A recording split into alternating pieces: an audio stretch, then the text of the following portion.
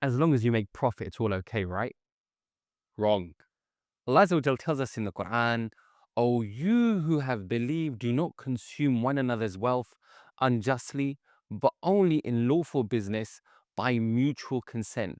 Now, there's a number of things here that we need to unpick, but to do so briefly, first of all, subhanAllah, this really high standard that's given that do not deceive one another, do not be unlawful with how you take each other's wealth, that wealth has a right upon you, and do not be unjust in how you treat with people. Now, many people will think, I'm not being unjust if I hide some terms and conditions. Actually, this verse is calling to transparency. Be very clear in when you're doing a transaction.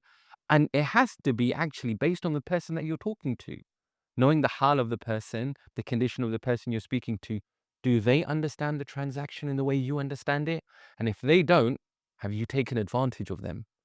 These are the standards that Allah calls us to. This is what being transparent is. This is what being fair is, subhanAllah. And then also by mutual consent. You can't unilaterally make decisions in an agreement. There has to be an understanding and a contract, and both parties understand it the same way. This is what mutual consent is, that once you have that understanding, you don't renege on it.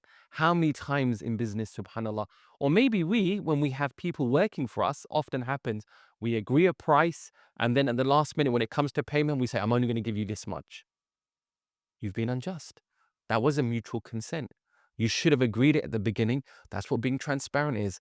And Allah Azza wa Jalla is telling us that if you don't, then you may consume one another's wealth unjustly. May Allah Azza wa Jalla protect us from this and allow us to give the rights of others when it comes to our business.